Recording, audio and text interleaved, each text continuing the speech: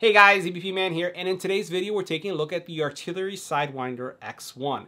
It's a large-scale printer that's going to give you the ability to print something that looks like this, or something that is as big as this. Let's go ahead and check it out. Now, the Artillery Sidewinder is a great printer for those of you who are looking to print, let's say, full-scale helmets without any kind of slicing. And I've been printing Mando helmets, Trooper helmets, I've been doing Iron Man helmets on the printer without any issues and without having to slice it. And it fits, yeah, my big head too. So we've been able to do this without any problems in the printer.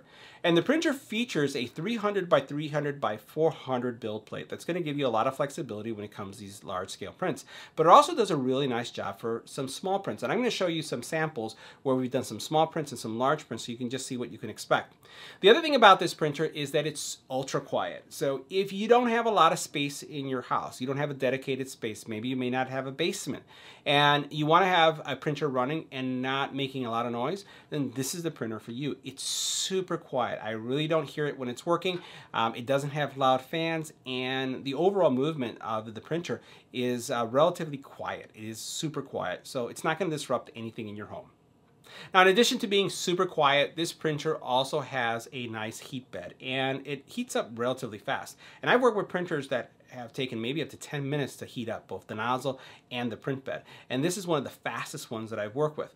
Now, in addition to having that large print bed, it also has a filament detection solution, which means that in the event that you run out of power, in this case, run out of filament, it is going to pause the print and allow you to add more filament. So when you take a look at this print right here, this is actually one of my tests. It was printing with this gray, and I purposely cut the filament to see if I could switch to another filament and see if it would detect that the filament ran out.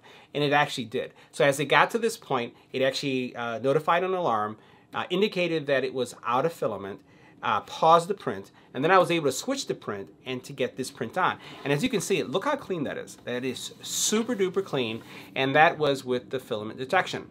Now, it also has power detection or failure detection. In the event that you do run out of power, the printer will also pause, allow you to recover and continue printing too.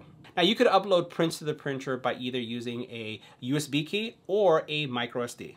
Now, it does come with a really simple touchscreen that you can see here that allows you to navigate, change the filament, preheat the bed, and really even pause the print if you needed to change the filament manually if that's something you wanted to do, just to purposely, I would say, give a different effect to your print.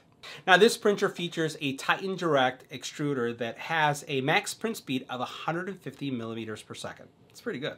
Now, while I did mention that this printer does not have auto bed leveling, I have seen in a lot of the forums individuals upgrading it with a BL Touch so that you can have that auto bed leveling if that's something that you desire.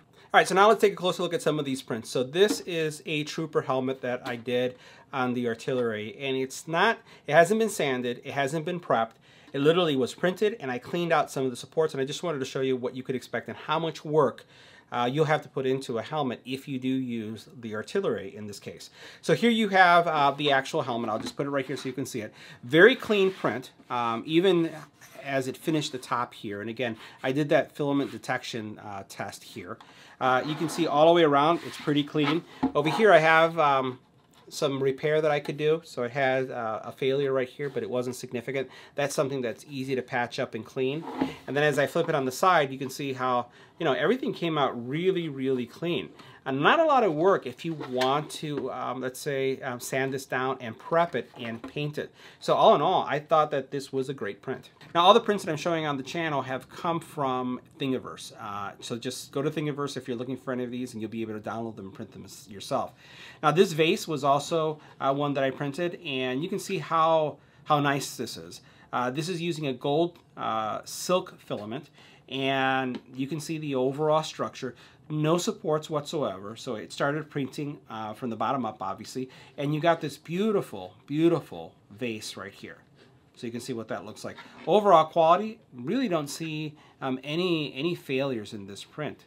And this is a relatively complicated print when you look at all the shapes and everything that's going on here. Now, this next print is using a marble filament. This is still PLA. Everything that we've been showing so far is a PLA plus or a PLA type filament. But this one is using a marble-like look. And you can see how beautiful this is. This one I did print with some supports because of the arm here and the chin. And you can see that I have some cleaning up that I can do right here. right? But all in all, I'm going to flip this around so you can see this. This is a gorgeous print. And this is, I've shown statues like this on the channel that I've printed on some of the other printers that I have. And one of the things I'll say is, I really can't keep the statue. When I have family come over or friends that come over, they see it, they grab it, they want to take it home. So I end up printing one and they disappear on me when folks come over. But look how gorgeous this print turned out. Really, really nice. Very nicely done on the artillery Sidewinder. Now this next print is going to require some cleaning up. So this one just came off a few hours ago. And this is an Iron Man helmet, right? So here's the helmet. I just want to show you how everything works. So this is the face, so this is the helmet, and this is sized to me. I'll put it on in a couple of seconds so you see what it looks like. And this is the face guard. So this is going to go right here just like this, and it snaps into place just like that. You guys can see that. And then this is the actual chin piece that's going on. So I'm going to take the chin piece, and I'm going to put it right here just like this. So this is what the entire helmet looks like. Let's get that on camera right there. See what that looks like? So there's some rough pieces here that I'll need to clean up. But still, this is a great piece. And let me go ahead and put it on so you can see what it looks like. All right, guys, so this is what the helmet looks like. I don't have any magnets. I don't have it connected, but I just want to show you what the overall look is like. And again, this still has to be finished. I have to sand it down, paint it, prime it, then paint it. But this is what it looks like. So this is my Iron Man helmet and was printed on the Sidewinder. So guys, that wraps up our review of the artillery Sidewinder.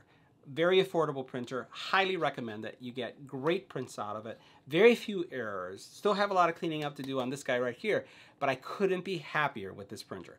And if you're looking for a printer that's going to allow you to print big pieces, relatively error-free, with a quiet print, then you can't go wrong with the artillery Sidewinder. See you in the next one.